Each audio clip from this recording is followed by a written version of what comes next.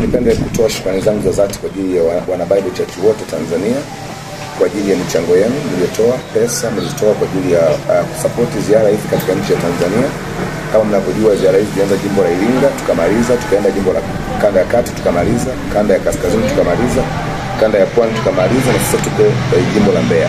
Tunapokea pesa kutoka makanisa yetu, kutoka watoto wetu katika mikoa mbalimbali, Zanzibar, kule Pemba, lakini pia mikoa yote ya Tanzania. Tuna watu wetu Bible Church na watu karibu nchi nzima ya Tanzania kwenye kila mikoa, na tumepokea michango. Tulipowashirikisha jambo hili waliunga mkono kazi hii. Mungu wangu mnayemtumikia awakumbuke na msisimie moyo. Bible Church ni yenu, na mnapotoa mali zenu na pesa zenu kufanya kazi hii, mnaisupport kazi kubwa na maono makubwa ambayo Mungu ameweka ndani yangu. Na kwa hakika Mungu aliyeniita katika utumishi huu hata waacha wala kuwapungukia. Yote aliyetoa pesa yake, aliyetoa mchango wake wote, kwa neno langu ninatamka kwamba afanikiwe, abarikiwe na akutane na mkono wa Mungu kwenye maisha yake. Mungu wangu awabariki sana. Ninawatakieni baraka za Mungu.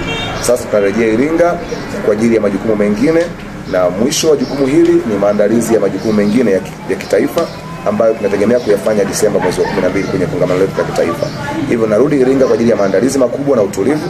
Nitakuwa na kumalizia makanisa mawili ziara. Baada ya hapo nitakuwa na likizo kwa ajili ya mapumziko ya maandalizi ya kongamano kwa ajili ya mwezi wa 12. Mungu wangu awabariki sana. Shalom shalom. Ninawapenda wana Bible Church. Kila laheri. Mbarikiwe na Bwana sana. Asanteni kwa kuwa pamoja nasi.